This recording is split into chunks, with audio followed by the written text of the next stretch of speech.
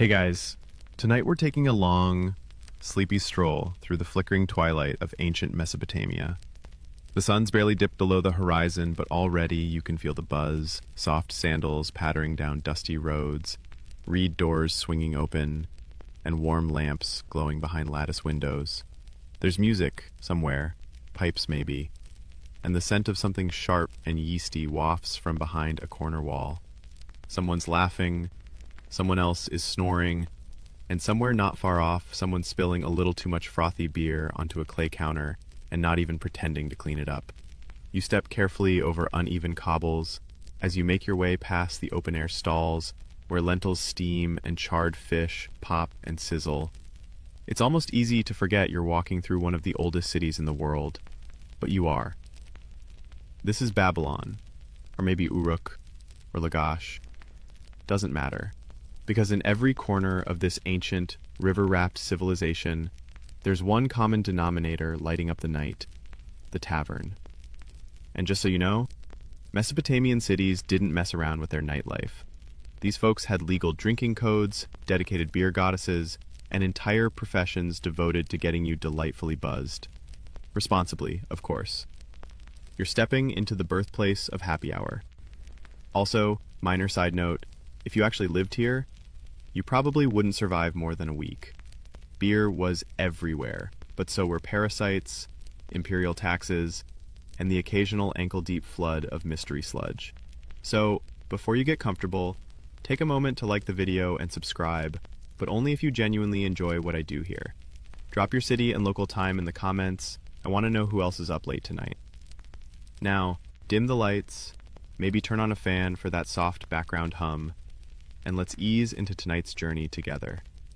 You walk a little farther, deeper into the maze of clay brick walls and reed thatch awnings. The air smells of warm grain, river mud, and that slightly sour-sweet scent that only comes from fermentation and heat. In one small courtyard, you pass a man singing, badly, to a goat. He's holding a jug and seems very sure he's the next in Hedwana, which is bold, considering she was the first named poet in history and also didn't bleat between verses. This isn't just some modern-style Friday night buzz. For ancient Mesopotamians, beer was woven into every part of daily life. It was nutrition, it was religion, it was economy, and, let's be honest, it was also how people coped with living in a world where crops could fail, rivers could betray you, and your neighbors might stab you over a cow. And the tavern? That was ground zero. Not just for drinking, but for scheming, socializing, and occasionally committing petty crimes.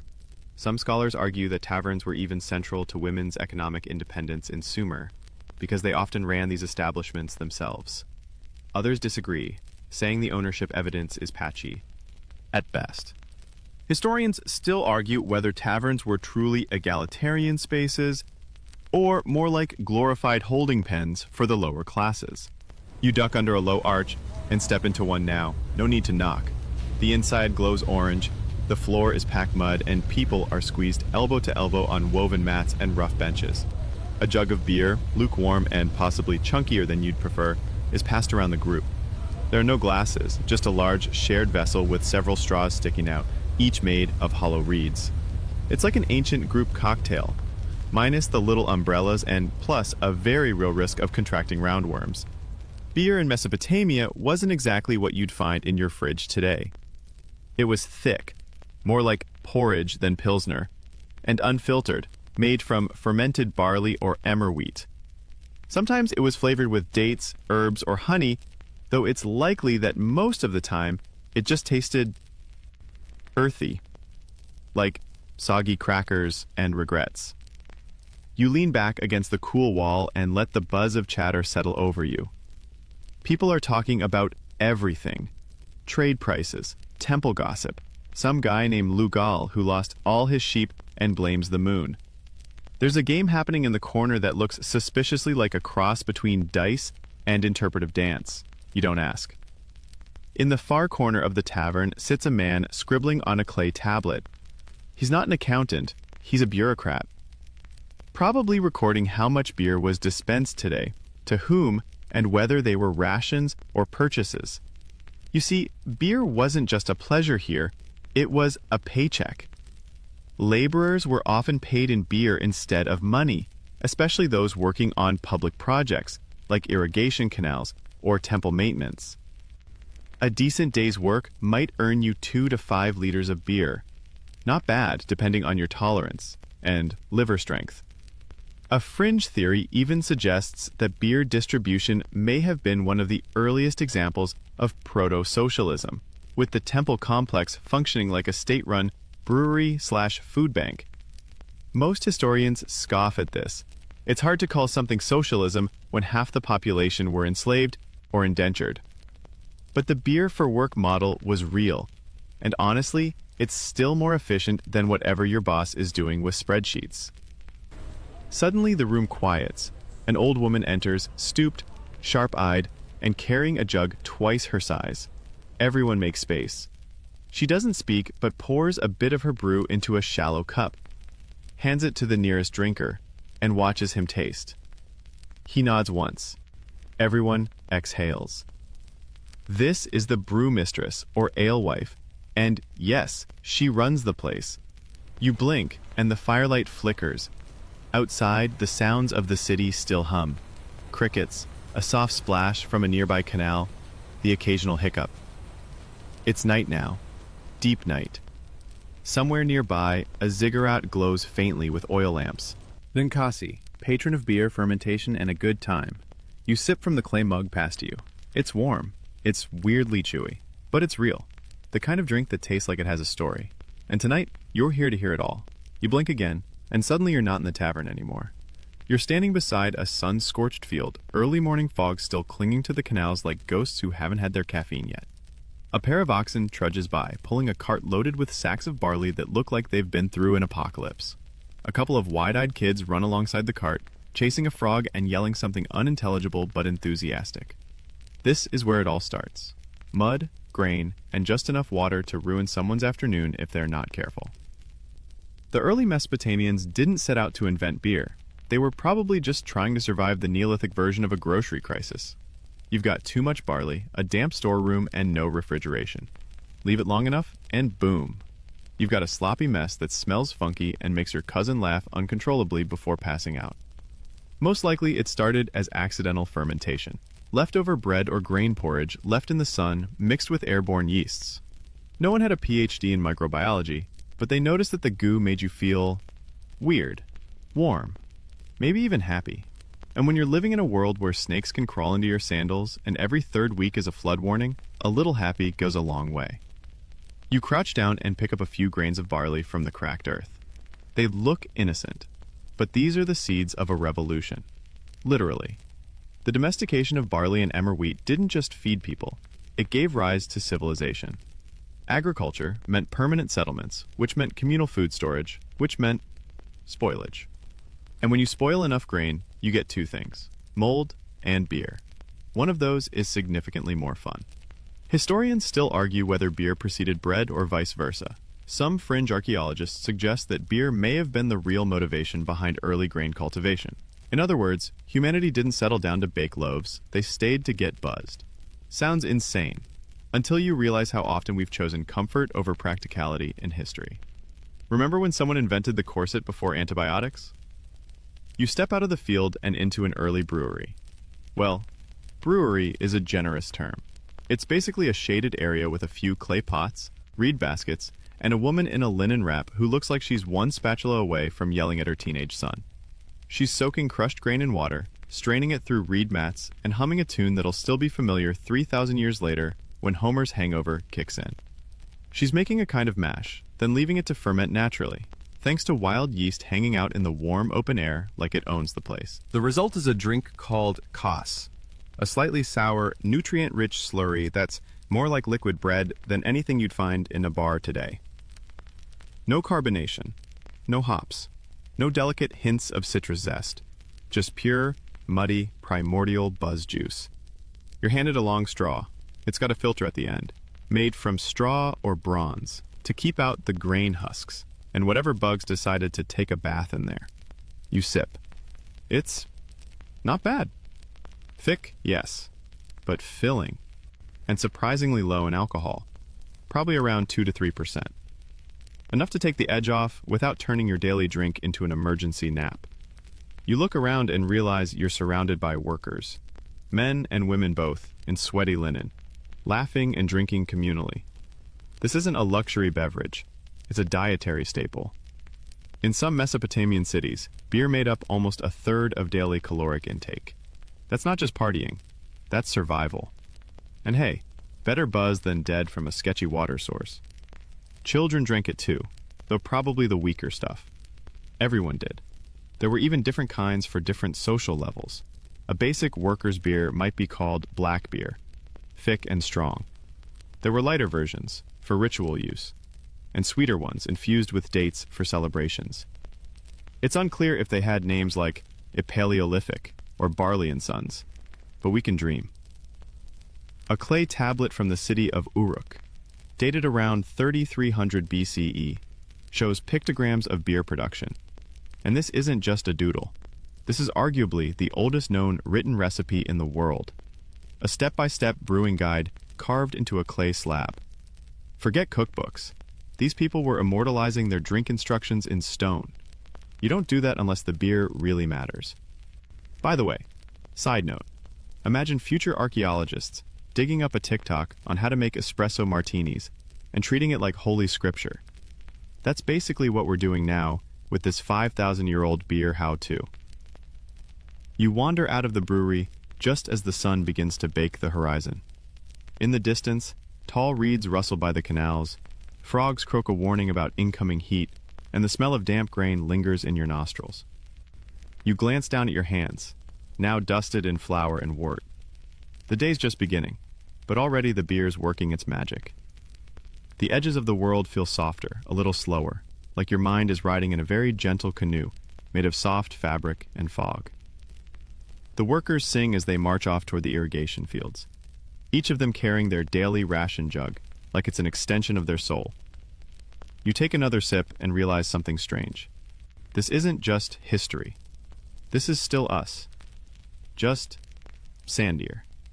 And slightly more sober. The late afternoon sun now glints across the canal like liquid bronze. And the warm buzz of fermented barley still tingles gently in your chest.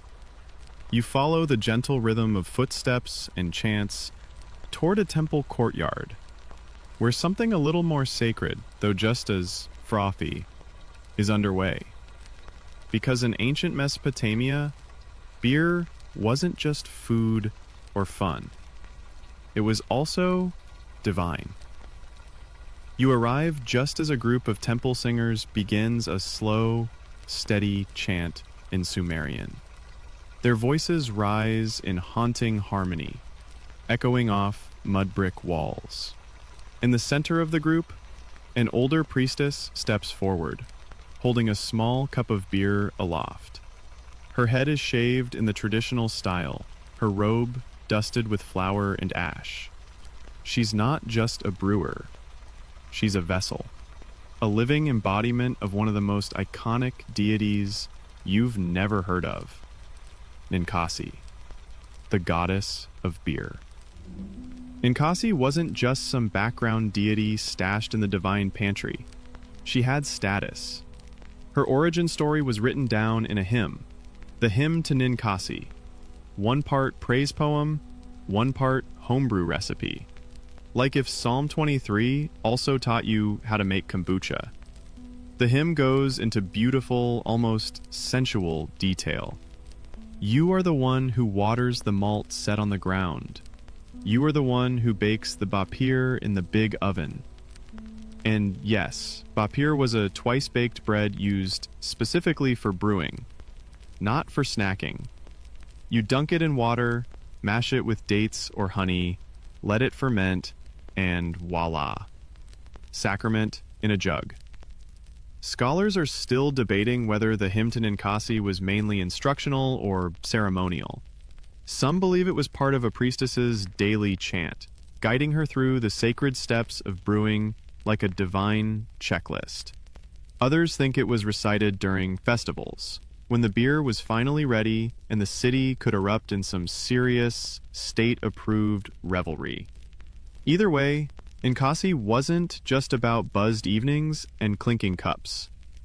She represented order in the chaos. The transformation of raw grain into something civilized, consumable, even spiritual. You could say she brewed both beer and culture in the same clay pot. And don't think for a second she was alone. Up there on the divine drinks team. Mesopotamian mythology was basically a party guest list with heavy symbolism. There's Dumuzi, the shepherd god who, spoiler, dies and resurrects annually, often in a story involving excessive feasting and intoxication. There's Enki, the god of wisdom and fresh water, who may or may not be the type to show up to the god's banquet already tipsy. In one story, he gets drunk, gives away sacred power. This is the Yikor, the sacred storage space. The beer here is no ordinary brew. It's been blessed, strained thrice, and probably seen more prayers than some modern marriages. It'll be poured as libation, offered to the gods, ancestors, and maybe even a helpful household spirit or two. You watch as a young priest delicately tips a jug into a shallow bowl, the liquid swirling with honeyed darkness. He sets it at the feet of a clay statue, Nkasi herself, carved with a serene smile and a mug in each hand. If you didn't know better, you'd swear she was smirking at you. And here's where things get delightfully weird. Some scholars believe beer offerings weren't just symbolic. They were consumed by the gods. Not literally, of course, but ritually, left to evaporate or absorbed by priests acting as divine intermediaries. In some rare cases, animals were given beer as offerings themselves. Archaeological digs have uncovered donkey burials with tiny beer vessels, as if even the afterlife had a happy hour. Now, not everyone agreed on exactly how beer functioned in divine relationships. Some Mesopotamian texts portray it as a bridge between worlds. Others see it as a reward, heaven's cocktail hour. And then there's that one theory, more fringe than mainstream, suggesting the gods themselves were invented during drunken hallucinations, under the hot sun. We're not saying beer invented religion, but you can kind of taste the logic. Outside, the festival is picking up. Dancers whirl in the square. Music spills from reed flutes and hand drums. There's food, fire, and most definitely, flirting. You linger near a bench, watching as couples pass jugs back and forth, laughing, their fingers stained with date syrup. You wonder how many relationships began this way, under flickering torchlight, cheeks warm with beer and mythology. You sip again from a shared vessel. It's sweeter than the one in the tavern. The date infusion lingers on your tongue, rich and earthy. You close your eyes. The hymn echoes faintly in your ears, layered with the scent of smoke, barley, and the fading heat of day. And just like that, you get it. You understand why they sang, why they built statues, temples, whole cults around this murky drink. Beer wasn't just a beverage. It was a spell, a little jar of transformation. Grain into gold, mundane into magical, noise into ritual. You open your eyes. The festival is swirling around you now, like a dream, soft and half-formed. In the distance, someone calls out the name of a friend, or a god, or maybe just the last person who promised to pay for this round. It doesn't matter. All you know is this.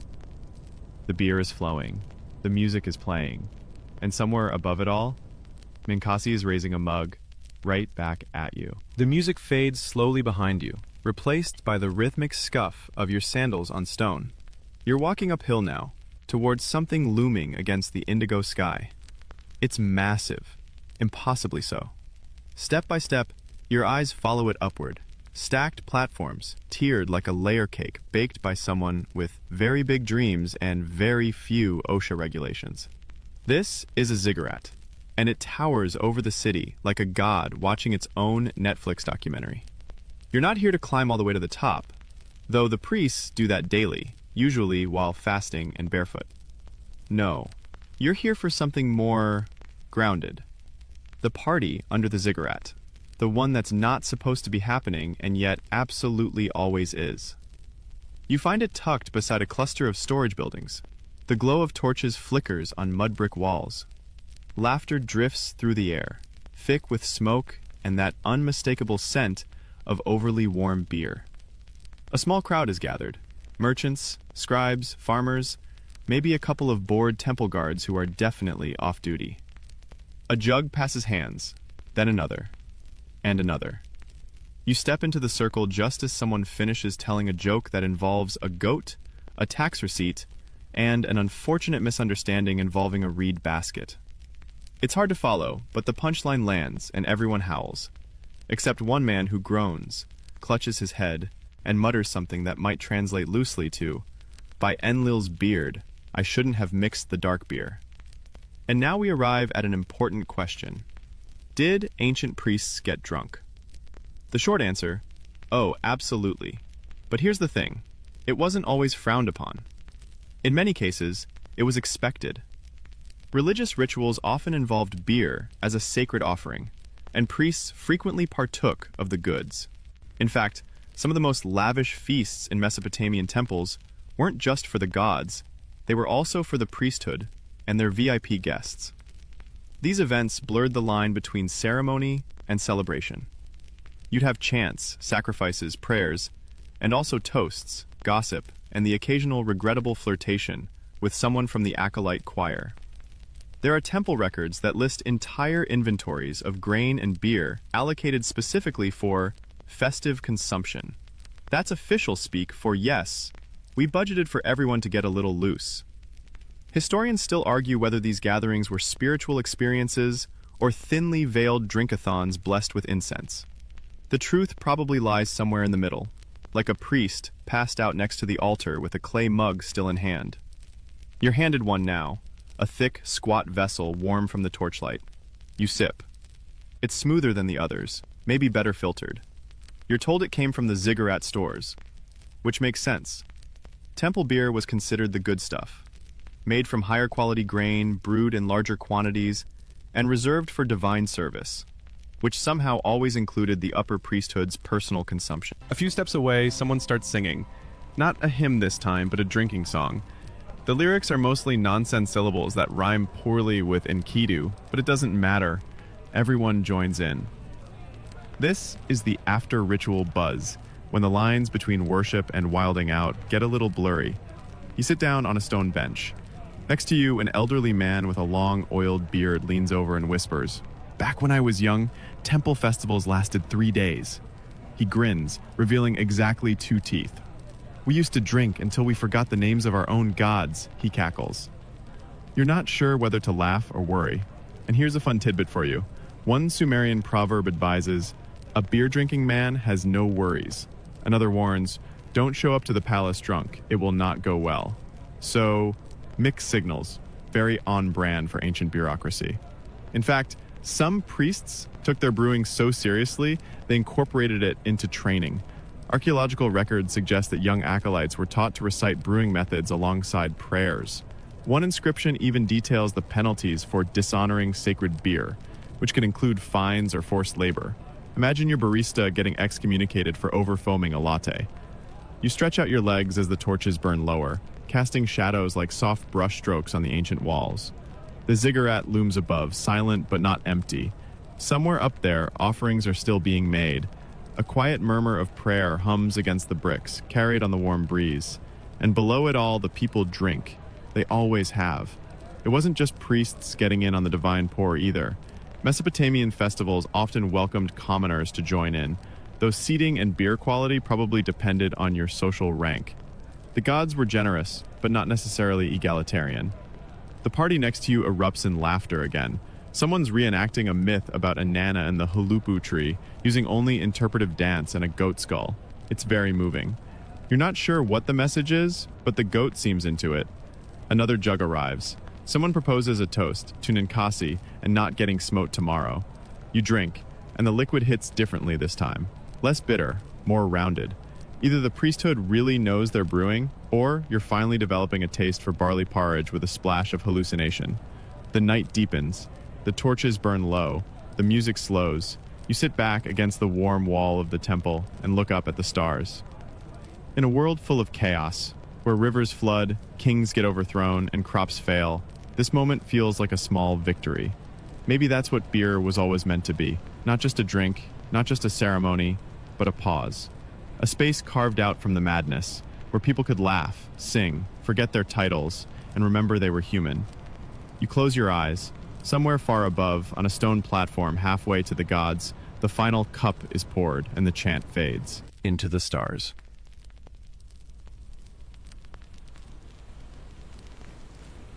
Morning creeps back in like a nosy neighbor, soft, dusty, and absolutely not respecting your need for sleep. You're awake again, somehow upright, and walking through a quieter part of the city. The festival's behind you now, its music replaced by the more subdued clatter of daily business. But even in the calm, the beer is still with you. Not in your hand this time, but on the walls, in the clay, literally written into the infrastructure. You turn a corner and find yourself inside a small shop. There's no neon sign, no chalkboard menu, just a narrow room, shelves of tablets, and a woman who looks like she could outdrink half the ziggurat staff. She's not brewing, she's accounting. And you, my friend, are standing in the Sumerian equivalent of a dive bar meets ledger office. This is where the real magic of Mesopotamian beer lived. Cuneiform tablets. Rows upon rows of them, each one etched in sharp triangles, baked hard and immortal. They contain recipes, ration lists, payment slips, drinking permits, temple inventories, even complaints from people who clearly didn't get enough foam in their cup. Beer wasn't just drunk, it was documented. Every transaction, every payment, every distribution of grain or beer rations was pressed into clay by scribes who probably dreamed in wedge shapes.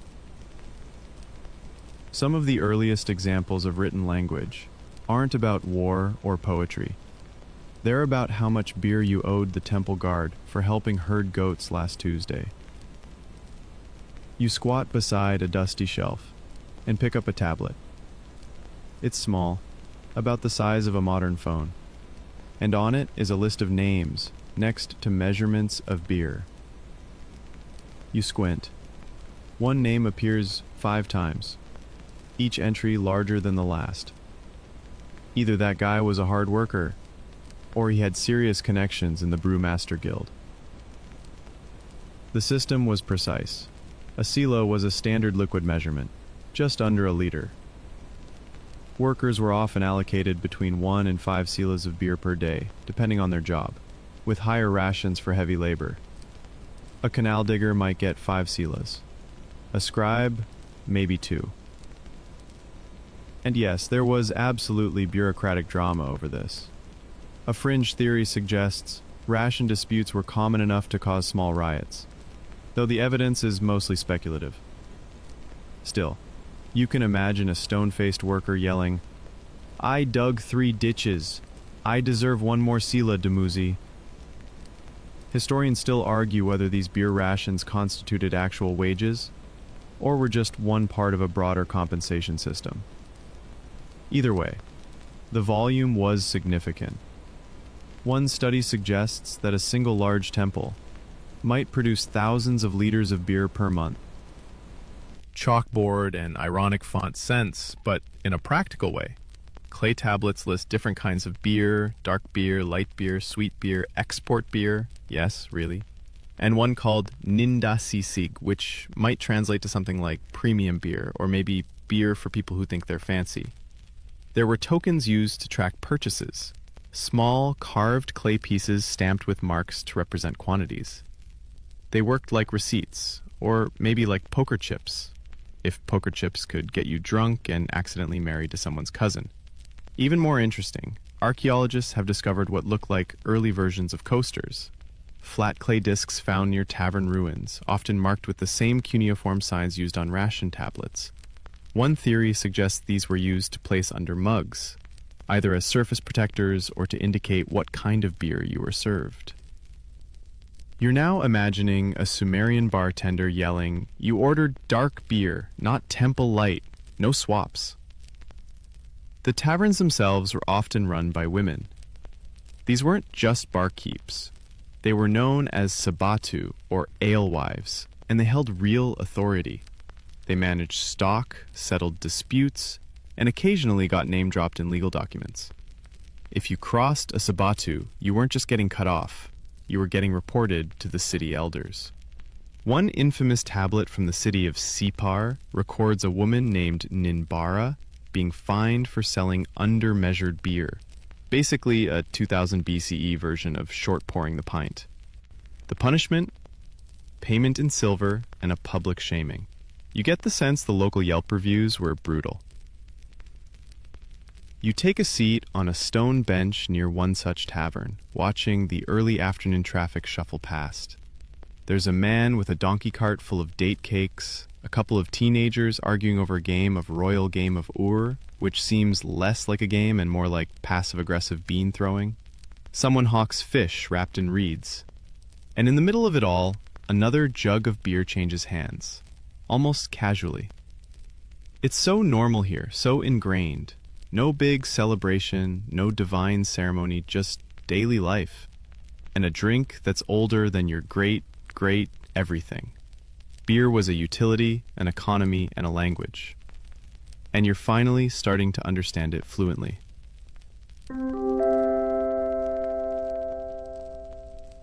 You close your eyes for a second and picture it. The clink of clay mugs, the scratch of styluses on tablets, the quiet math of a sabatu balancing her inventory in her head.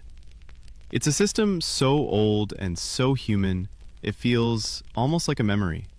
And somewhere in that memory, someone's yelling, "You call that a full sila?" The sky is a molten copper now, sunset melting over the rooftops. And the breeze carries something different. It's not the smoky tang of grilled fish or the sour musk of brewing mash. It's perfume. Lavender? No, probably some resinous local blend of frankincense and crushed myrrh bark. Because tonight, you're not headed to a dingy corner bar. You're going somewhere elevated. You follow a group of well-dressed women down a polished stone path. They wear linen robes dyed with indigo and ochre, rare pigments that whisper wealth. Their laughter rings like bells, subtle but sharp. They're not priestesses, they're business owners, brewers, alewives, and they are not to be underestimated. You duck under a carved lintel and step into their world. A larger, brighter tavern, roofed with carefully joined cedar beams and trimmed with carved reeds. Lamps line the walls. The floor is swept. The beer? Already poured, waiting in elegant jugs shaped like tulips. The alewife behind the counter locks eyes with you. She's older, with laugh lines that say she's heard every excuse and poured through most of them. She nods, barely, and you realize she's not just running a tavern, she's running a network. In ancient Mesopotamia, women didn't just serve beer, they dominated the brewing industry. As early as 4000 BCE, tablets refer to women overseeing production, managing staff, handling accounts, and crafting specialized blends. In Sumerian culture, brewing was an extension of household labor, and women were the undisputed masters of both. You're handed a mug, not a clumsy worker's jug, but a fine-lipped cup, its rim etched with a delicate symbol. It's a mark of the brewer, her personal sign, a promise that what you're about to sip isn't just a drink, it's her name, reputation, and maybe her family's survival. And yes, there were laws to back her up. The Code of Hammurabi, yes, that Hammurabi, mentions tavern keeping explicitly. Law 108 reads, "If a tavern keeper, feminine noun, does not accept grain as payment but demands silver, and the customer refuses, she shall be drowned." Okay, yikes. But also, that's how central taverns and alewives were to society. Codified, controlled, and deadly serious. Historians still argue whether these laws were meant to protect consumers, regulate taxation, or keep women from becoming too economically independent. Some claim the harsh penalties were a reaction to just how much influence female brewers actually had.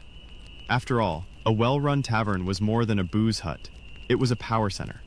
Information flowed there. Deals were struck. Lovers met. Spies listened. You take a sip. It's smoother than any brew you've had yet. Thinner, clearer, with the faint tang of honey and something herbal. Mint? Thyme? It hits with a warmth that spreads like soft wool across your shoulders. The alewife watches you without smiling, just evaluating. She knows. You're not from here. A younger woman walks in, carrying a basket of tokens, clay markers stamped with different beer types and quantities. She's learning the trade, and the older woman gestures for her to come help measure out the next round. They don't use scales. They use muscle memory, instinct, and eyes trained over years.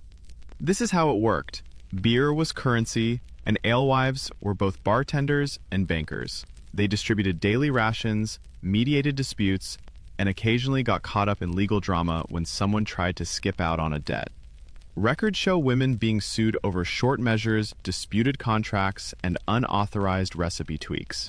It wasn't just barley and water, it was business. And it's important to note, brewing wasn't considered lowly. In fact, the best brewers, almost always women, were respected. A well-run tavern could support an entire household, even elevate its social standing. In some regions, widows who lost their husbands could support themselves by brewing, a rare lifeline in a male-dominated world. But not all tales end in cheer. Some tablets recount disputes where alewives were accused of subversion, harboring fugitives, refusing temple taxes, or spreading unfavorable omens. Fringe scholars have even speculated that some women used beer sales as cover for other kinds of underground networks, information brokering, matchmaking, political whispering. Was it true? Hard to say. Historians still argue whether these accusations were grounded in fact or simply patriarchy having a meltdown. You lean back against the bench, mug in hand, as the tavern hums around you. The women move like clockwork, each one tuned into the next. There's laughter, yes, but also purpose. Every pour is precise, every transaction logged with a stylus. This isn't just hospitality, it's sovereignty. Across the room, a man tries to argue over a token's value. The alewife raises one eyebrow. He sits down. Order restored. The firelight dances across the walls, and for a moment you can almost see it, a long line of brewers stretching back generations, women teaching daughters, refining their craft, guarding secrets. Recipes passed not just through clay tablets, but whispered at dawn, stirred in silence, tested with tongues and time.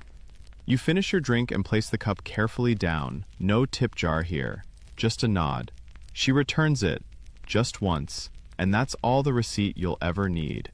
As you step back into the cooling night, you realize you've seen something rare.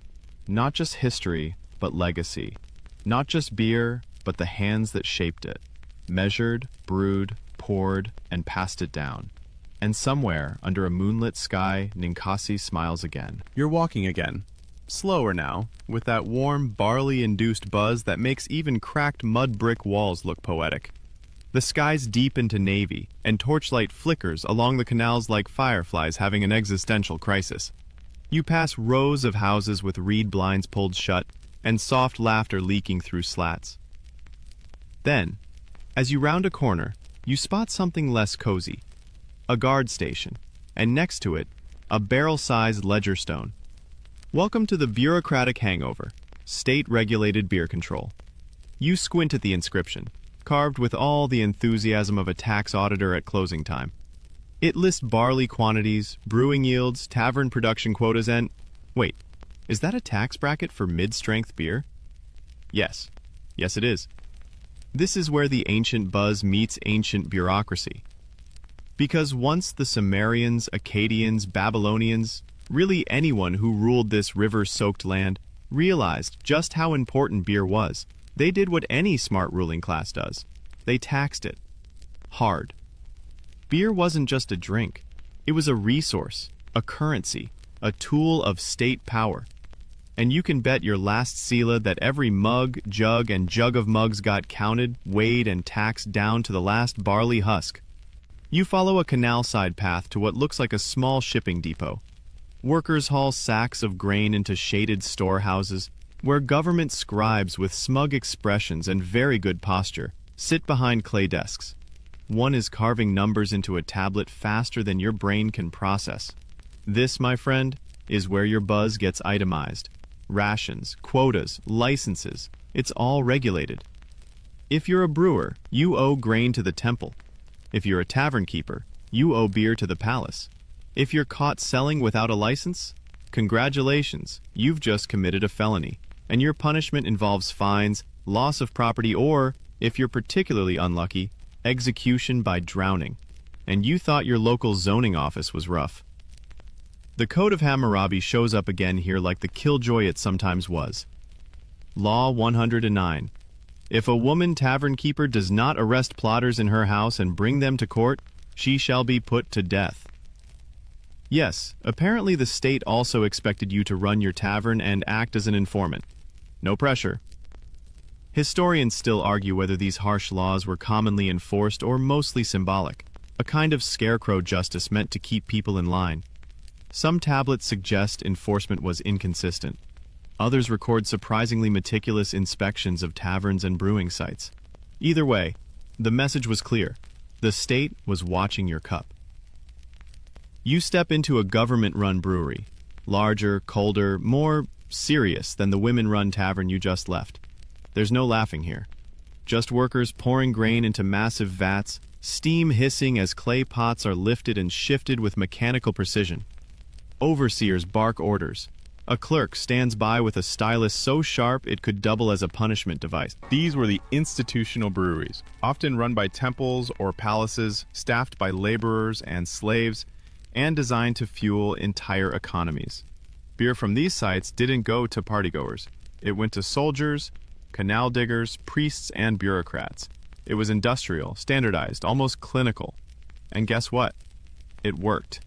These operations were efficient enough to sustain massive workforces. Some records show tens of thousands of liters of beer being produced per month. You feel a little bad for the guy cleaning out the bottom of those vats. Fringe theories suggest those workers may have used leftover mash as bread starter or even fuel, but the evidence is mushy. Literally. You step outside and catch a breath of cooler air. Across the canal, a tax officer counts inventory with the haunted eyes of a man who's memorized too many grain-to-beer conversion rates. Someone tosses him a small clay token. Payment for a tax exemption, maybe. You swear he pockets it a little too fast. Even in 2000 BCE, corruption knew how to party. But here's the twist. This oppressive-sounding beer economy also had its perks. By distributing beer as pay, the state stabilized food supplies, kept workers fed and slightly sedated, and created a trackable, manageable economy. In a world without spreadsheets or Venmo, beer was your paycheck and your food delivery in one sloshing jug. And here's a delicious irony. While beer flowed freely, water didn't. Rivers were dirty, unpredictable, and often fatal to drink untreated. Beer, on the other hand, was boiled, slightly, fermented, and, by accident or genius, safer than your average cup of Tigris tap.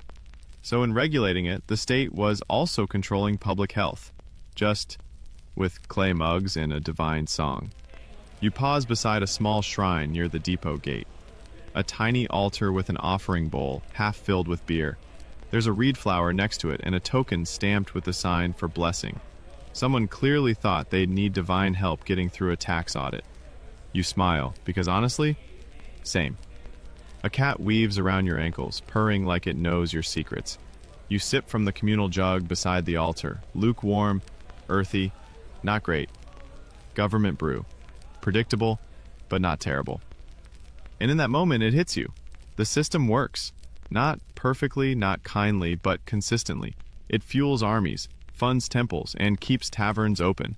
The whole sprawling machine of Mesopotamian civilization, ziggurats, empires, wars, myths, it's all just barley, water, yeast, and rules. You sit on the canal edge as the moon rises. Behind you, bureaucrats light their final lamps. Ahead, boats drift past with crates of clay jugs, headed downstream to other cities, other drinkers, other lives. And you're starting to feel like you understand this world. One sip at a time. The moon's higher now, lazy and full, casting just enough silver light to make the canal glisten like it's wearing lip gloss. You're walking again, this time toward the edge of the city, where the mud brick gives way to tilled soil and sleepy reed huts. It's quieter here. You hear frogs, a distant owl, and then laughter. You duck under a low arch and enter what feels like a beer garden, Mesopotamian style. It's less of a garden, more of a courtyard with baskets for seats and a makeshift table carved from old bricks. A jug of beer sits in the middle, surrounded by half a dozen people. Farmers, a fisherman, someone who probably wrestles goats for a living. They wave you over, and just like that, you're part of the gang. Here's what you need to know. Beer wasn't only for festivals or temples or taxes. It was social glue, a way to bond, tell stories, settle arguments, and gossip like there's no ziggurat watching. And the further you get from the city center, the more honest it feels. One man slaps his knee mid-story. You catch the word inanna, and suddenly you're getting the Mesopotamian equivalent of a drunken myth retelling. According to him, Inanna once challenged her father Enki to a drinking contest, won, and walked home with all of civilization's powers in her back pocket. Is it historically accurate? No. Is it deeply funny and strangely empowering? Absolutely. Historians still argue whether beer's social role surpassed its nutritional value. Some say it was a survival tool first, social lubricant second. Others insist that these shared evenings, these communal rituals of sipping and storytelling, were the real backbone of Mesopotamian society. Food you ate alone. Beer, that you shared. You take a sip from a communal straw and pass it to the left. No mugs here, just a large pot in the center and long, bendy straws made of reed or bronze. You wonder how many lips have touched this one today, and then you decide not to think about it. The conversation shifts from myths to daily gripes. The canal floods, the price of dates, that one merchant who shorted everyone on fish this week. It's mundane, but that's the point. This is the pulse of ancient life, not battles or kings, not temple ceremonies, just people, half-drunk and wholly human, unwinding after another blisteringly normal day. And every so often, the stories turn darker. Not scary, just real.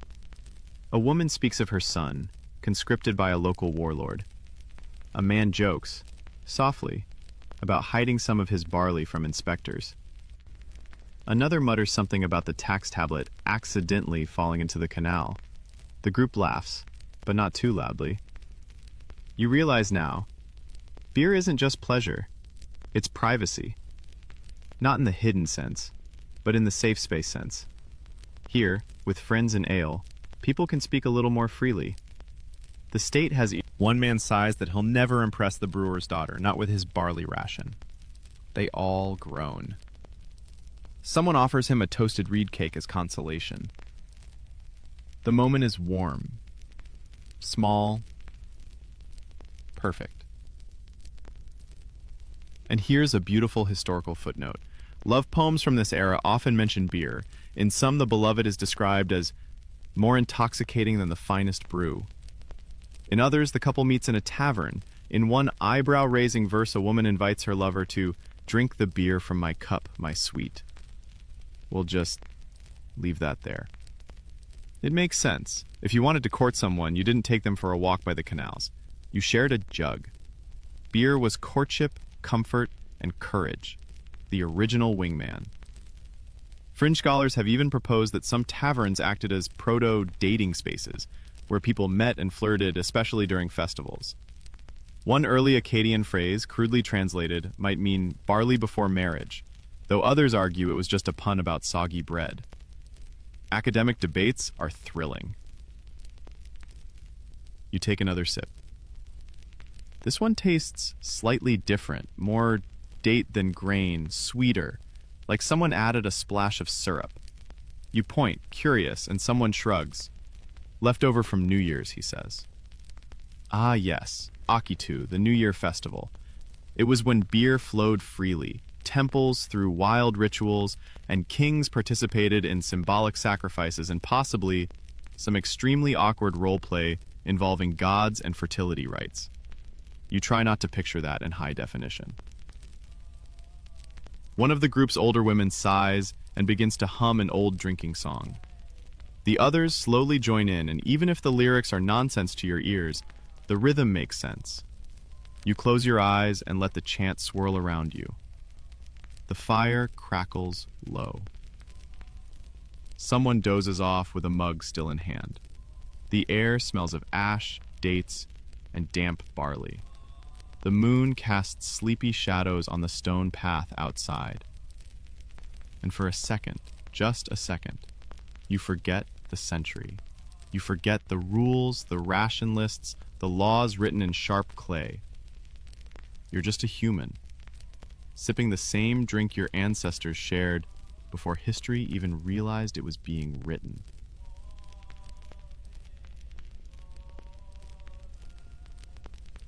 You raise your cup quietly to nothing and everything, and sip again. The stars have turned, just slightly, enough that you can feel the tilt of time.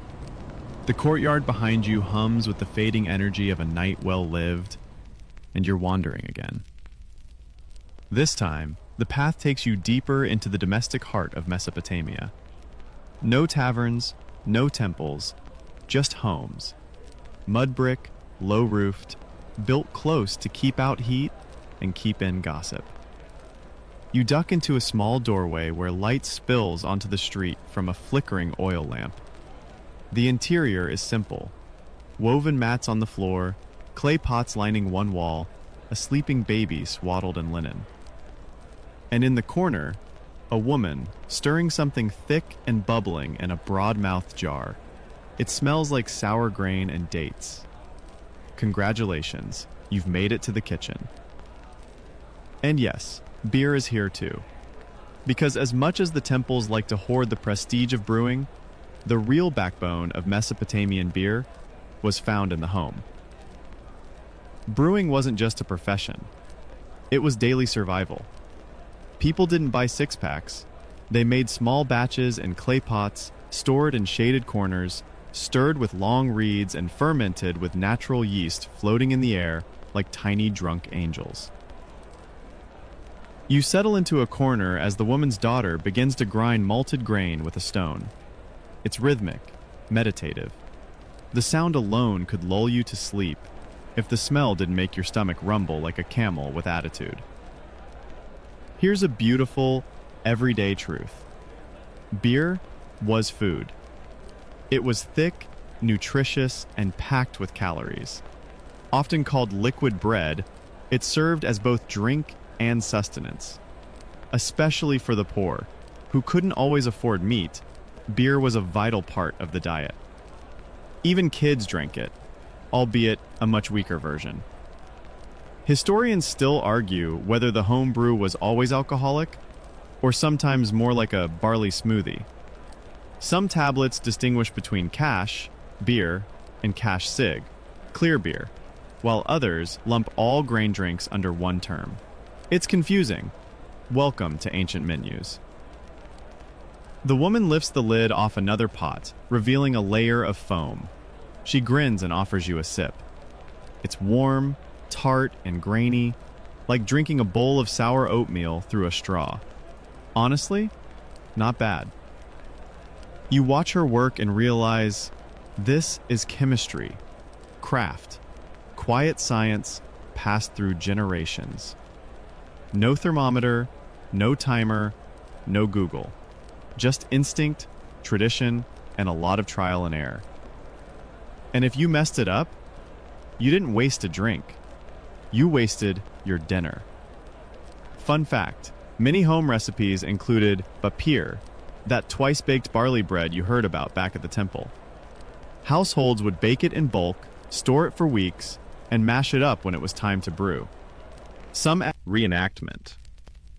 It's just dinner being made, stories being shared, kids being kids.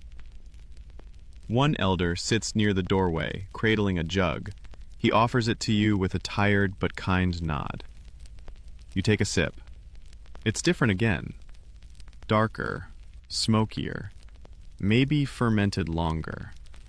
You ask if they used temple yeast. He laughs. Temple yeast? I have my own. Been using the same starter for 30 years.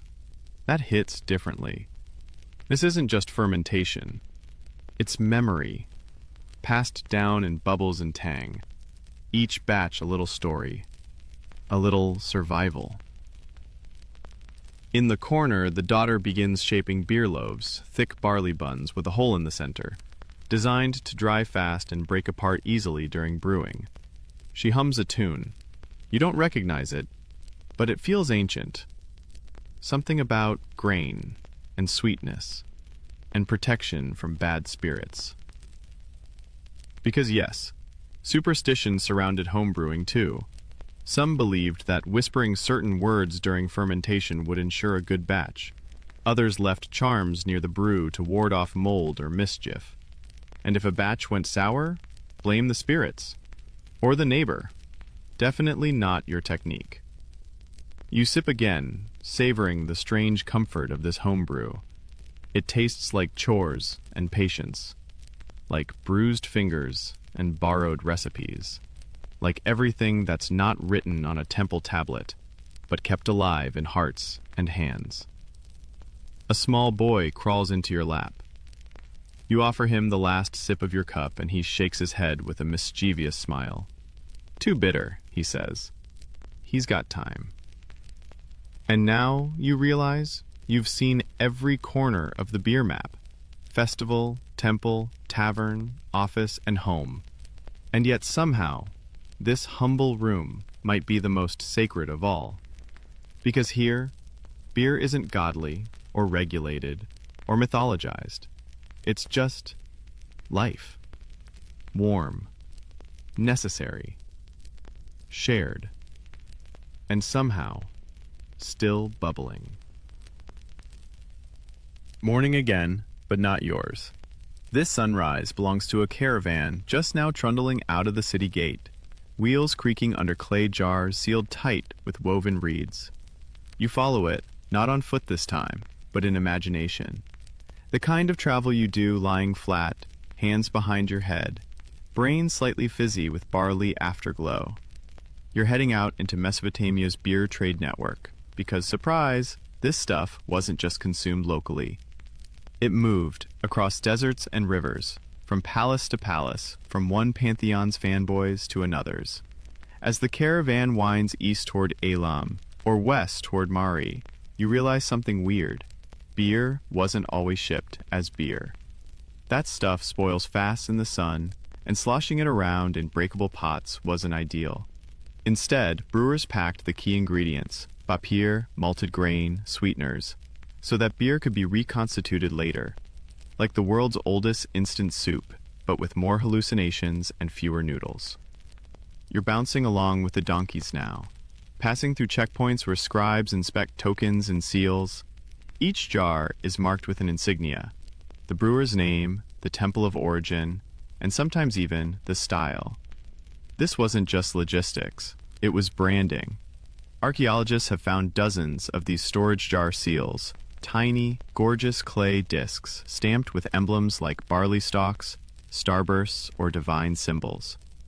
And if you're thinking, wait, ancient Mesopotamians had craft labels? You're absolutely right. One recovered seal even had a slogan of sorts. Scholars argue over the exact translation, but it might have read, "From the house of Ninkasi, sweet and clear," which is basically a 3000 BCE version of "brewed with love since forever." At distant market towns, the beer supplies are met with excitement. It's not just a commodity, it's a treat. Some merchants use it to grease deals, others trade it for spices or copper. In one town, a brewer's special honey bapir blend is accepted in place of currency for 2 weeks straight. You imagine the brewer smugly updating her clay ledger, surrounded by slightly tipsy accountants. And this wasn't just a merchant hustle. It was state diplomacy. Some kings sent beer as tribute, others demanded it. One early Assyrian ruler reportedly requested 12 jars of northern brew from a city under his control. Historians still argue whether this was for a festival or just a royal binge session. Either way, it's clear. Beer had gone international. You pause the imaginary donkey ride and think bigger.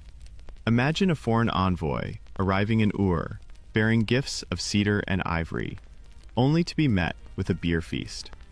Toasts are made, gods are invoked, deals are whispered behind jugs. The beer does what beer always does: softens egos, loosens tongues, and makes even the grumpiest negotiator nod and say, "Sure, take the copper." Symbolize the start of peaceful relations. While the evidence is mostly poetic, it lines up with the role beer played everywhere else: a bridge between power and pleasure. You shift the dream channel again, this time to a riverside port. Massive reed rafts drift in, weighted with cargo. Dockworkers unload barrels, and somewhere in the noise, you hear a familiar sound: the slosh of beer being ladled into travel mugs. Yes, even long-haul traders needed their fix, probably even more than the average bricklayer. But here's the fun twist. Not all traded beer was top shelf. Like today, some brews had reputations. There are tablets that record disputes over spoiled beer, watered-down shipments, and even deliberate counterfeits. One angry scribe describes a batch from Kish as flat, thin, and unworthy of even a dog's bowl, which is both insulting and oddly poetic. To prevent such issues, temples and palaces started standardizing recipes, issuing brewing protocols to ensure consistent quality. This was the start of something huge: institutional quality control. Somewhere in a dusty archive, a royal clerk probably muttered, "We need better foam metrics." And the world of regulation was never the same. You lean back in your imagined saddle and watch the trade routes stretch outward, like veins from a heart. Beer travels by raft, donkey, boat, and occasionally on foot, slung over someone's shoulder in a leather bag that probably smells like death and barley. And the reach is stunning. From Sumer to Akkad, from Elam to the Levant, this sticky, frothy drink flows across borders. Not always in physical form, sometimes as recipes, rituals, or even jokes. Because if there's one thing even a foreign dignitary could understand, it's a good beer pun. Trust us, sip to forget your tax list works in any language. You return mentally to the city gates, watching the caravan vanish into the shimmering distance. The beer it carries might be drunk in a feast, used as a bribe, given as tribute, or just sipped quietly beside a fire, while someone wonders what their life would have been if they'd just learned pottery instead. And that's the thing. Beer wasn't just central to Mesopotamian life. It was the medium through which that life traveled. A physical thing, yes, but also a symbol, a promise, a whisper of connection between cities that might never meet and people who'll never share a meal, except through a shared taste.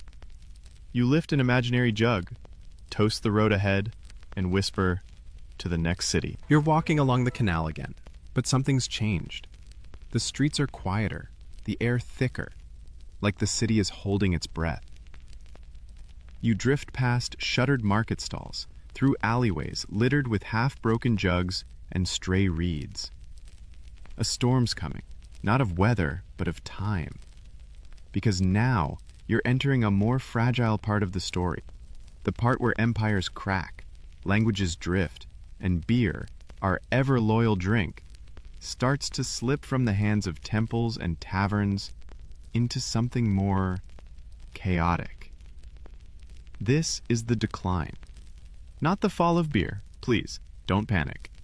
Beer survives. It always survives. But you can feel the shift here, like the way your favorite bar starts playing top 40 hits and replacing the good mugs with plastic ones. The great cities of Mesopotamia, Ur, Uruk, Babylon, start losing their edge. Trade routes falter, rivers shift course, invasions come in waves. Gutians, Elamites, Hittites. Each new conqueror brings new gods, new laws, new drinking habits. Some still love beer. Others, brace yourself, prefer wine. You shiver, not because wine is bad, but because it changes things. Wine demands grapes. Grapes demand hills. And hills? Not exactly Mesopotamia's specialty. Still, new rulers like the Kassites and Assyrians begin importing wine from the mountains and offering it in ceremonies. In elite circles, beer starts to lose its divine edge. It becomes common. You pause beside a half-cracked relief carved into a temple wall. It shows two men pouring from jars, one labeled beer, the other wine. The beer guy looks slightly grumpy. You feel that. But beer isn't gone, not even close. It just moves downstream, into the hands of laborers, housewives, farmers, and anyone who doesn't care about status symbols. In some ways, it becomes more real, less about rituals, more about resilience. Inside a fading tavern, you watch an old brewer scrape the bottom of a cracked vat. She's working with less now, less barley, less sweetness, less certainty. But she brews anyway. Her customers don't toast to gods anymore. They drink to surviving the next tax hike, or the next war. Historians still argue whether this period marks a true decline in beer culture, or just a transformation. Some tablets show continued brewing across centuries. Others go silent. The archaeological record thins, clay breaks, names blur. But what we do know is this: beer never vanishes. It changes shape, like river water diverted by stone. It flows around disruption, down into the cracks. You cross a crumbling bridge into Babylon. The ziggurat still towers, but it's quiet now, watched over by Kings forget what barley looks like. And yet, amid the ruins, you hear laughter. Not loud, just a handful of workers resting by the river. One holds a jug. They're passing it around, making jokes about the overseer's sandals. The taste? Probably thin, barely fermented. But it still brings them together. You join them, not because you're thirsty, but because you need to feel that tether, that human thing that doesn't depend on dynasties or temple protocols. One man raises his jug and says something simple, something that doesn't need translation. To tomorrow, may it not suck. Cheers. You sip, and in that moment, you understand. Beer isn't a monument. It's a ritual in motion, a habit that survives collapse by ducking under the radar. Empires may fall, but the instinct to gather, to share, to sip and sigh and soften, that's permanent. And so it goes. The cities fade, the temples change hands, new languages are carved into new tablets. But somewhere, someone is still stirring a pot of barley and hoping it doesn't turn sour. A whisper through time, a foam line across history, a taste that remembers what the stone forgets. You're walking through dust now, ankle-deep, sun-hot, whispering of stories half-lost. The cities have crumbled, their ziggurats little more than hunched silhouettes against the sky. But you're not done, not even close, because this isn't just the end of Mesopotamia.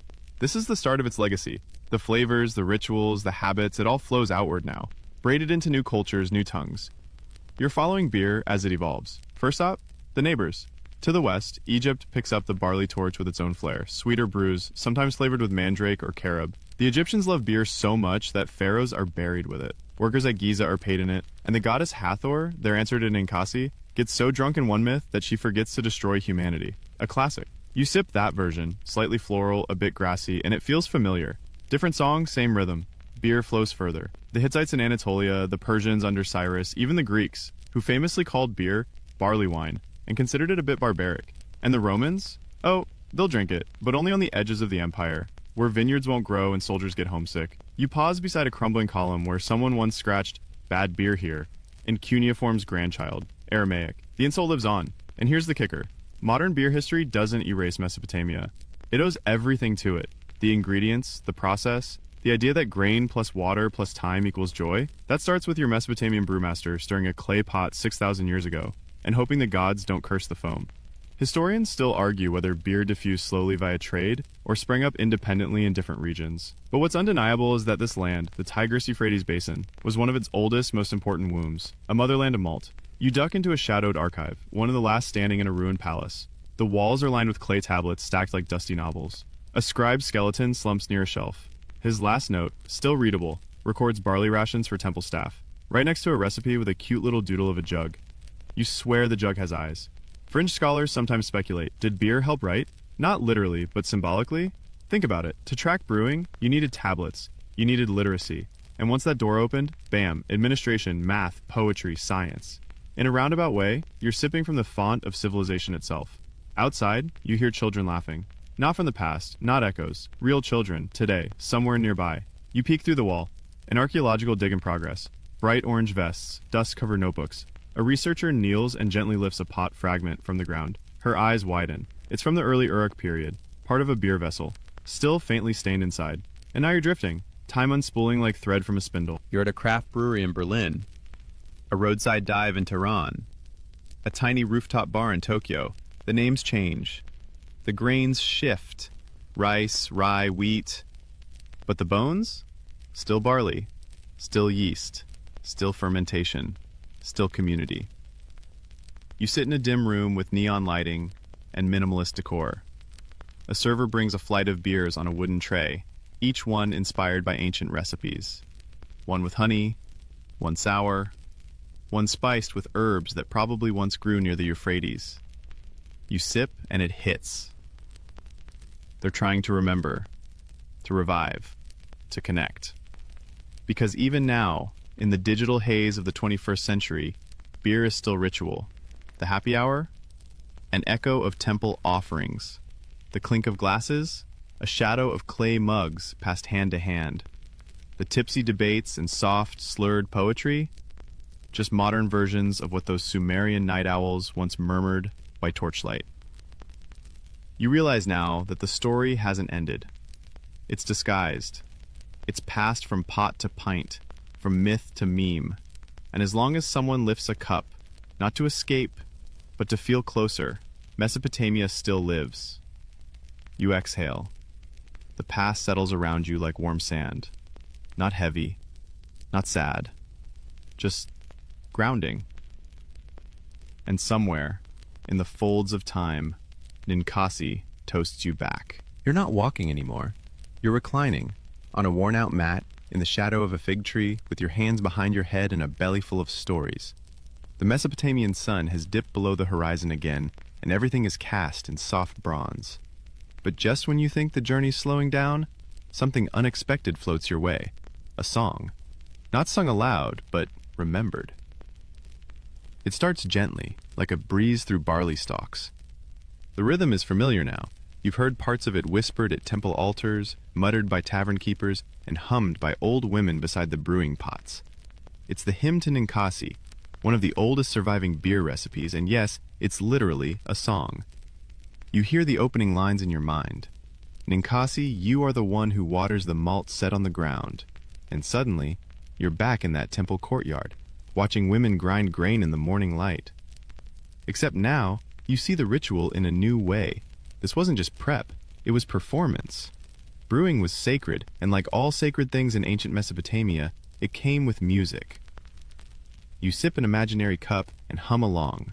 The hymn goes on, describing every step, malting, mashing, filtering, fermenting, all framed as acts of praise to the goddess. Scholars still debate whether the hymn was practical instruction or poetic devotion. Maybe both. Maybe it was easier to remember a recipe when it rhymed. Maybe it was safer to encode science in worship, so no one dared mess it up. And here's the wild part. This isn't just the oldest beer recipe. It's arguably the earliest example of written instructions for anything. While others were scribbling about land ownership and goat counts, someone, somewhere said, "Hold on, let's write down how to brew a proper pint." Priorities. We respect them. You follow the imagined music into a more vivid memory, a festival scene.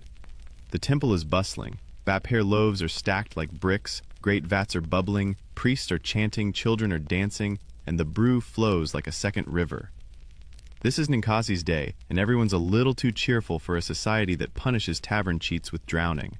And yet, no violence here, just joy. You hear someone shout, "May your cup never run dry," and it lands deep. Because in this moment, beer isn't just sustenance or economy or control, it's grace. You think about other drinking songs across time, Viking mead hymns, medieval English tavern ballads, Irish rebel songs, even frat chants, let's not linger. They all do what the hymn to Ninkazi does, turn drink into meaning, structure into ritual, a simple act, sip, into something layered, textured, human. The hymn closes with, "It is you who hold with both hands the great sweet beer, brewing it with honey and pouring it in joy." And for a second, you feel it. Not nostalgia, lineage, like a thread has been tied to your wrist, pulled from a temple courtyard 4,000 years ago and still tugging gently every time you raise a glass. You whisper a toast under your breath, though you're not sure who it's to anymore. Ninkazi, the nameless brewers, yourself? Maybe all of it. Historians still argue whether the hymn was widely sung or reserved for special days. But you know this. Someone memorized it. Someone passed it down. Someone sang it to their kids while stirring the pot, hoping the yeast would behave. And that's how knowledge travels. Not always in books, sometimes in rhythm, in steam, in repetition. You look at your hands. Not covered in grain or ink, but the gesture's still there. Fingers curled around an imaginary cup, warm and full. You stand and stretch. Around you, the dream city flickers. Temples, taverns, fields, they shimmer like heat haze. But the hymn stays, and now you hum it too. Not to remember the process, but to remember them, the people who drank before battle, before taxes, before they got married, the people who sang while they brewed, laughed while they sipped, and found meaning in a fermented miracle. The people who whispered to Ninkazi, not for wealth or power or safety, just for one more perfect cup. You raise it, quietly, to them, to her, to the rhythm that never really stopped. Now, you're drifting through a space not bound by place anymore. No temples, no courtyards, no dusty ziggurat skyline, just memory, just echoes. The past has peeled back its layers for you, and what's left isn't architecture or artifacts, it's rhythm. And at the center of that rhythm, the pulse of everyday people. So tonight, let's lean into them, not kings, not gods, not scribes writing laws with sticks and pride, but the anonymous drinkers, the ones who left behind fingerprints, not names, who drank beer not to change the world, but to cope with it. You find yourself in the cool shadow of a small reed shack on the city's edge. A man squats in the dirt, elbows on his knees, cup in hand. He nods at you. You sit beside him. No introductions. You both know the rules. He's tired, bones tired. The kind that seeps from canal digging and barley hauling and debt that outlives the harvest. He sips, offers you some.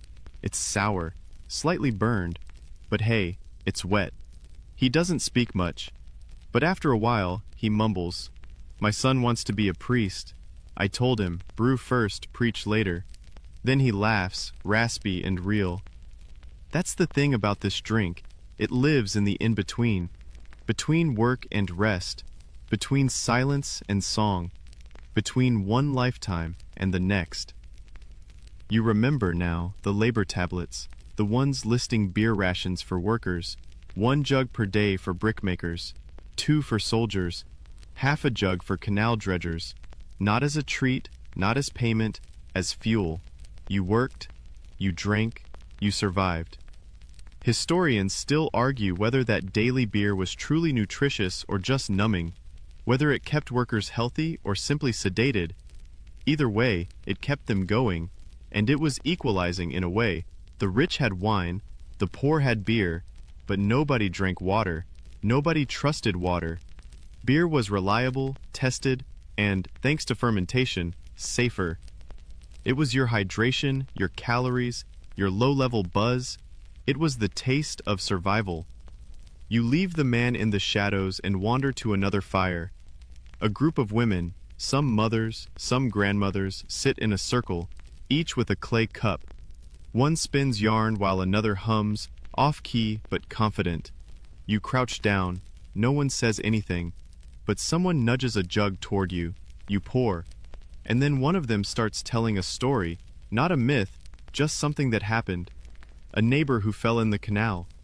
A priest who bought spoiled grain and blamed the rats. A girl who tricked a tax collector by brewing fake beer with river foam. They all laugh. It's beautiful, and mundane, and ancient. And now, you realize you've been drinking like this your whole life, just in different containers, in different languages.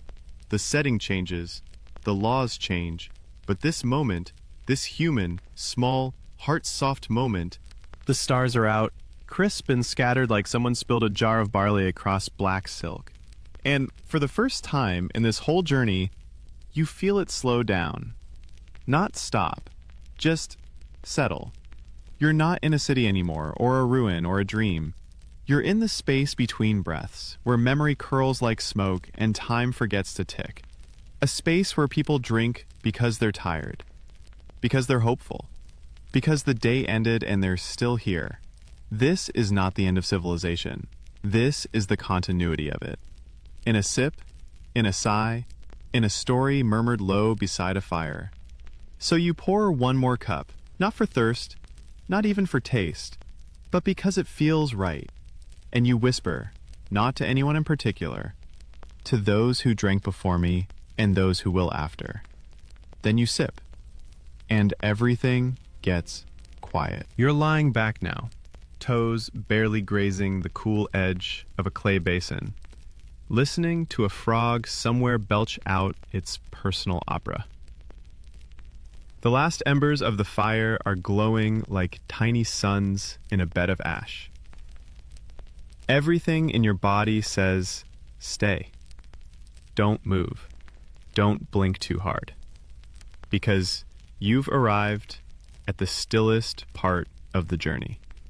The part where history doesn't just inform you, it inhabits you. Let it.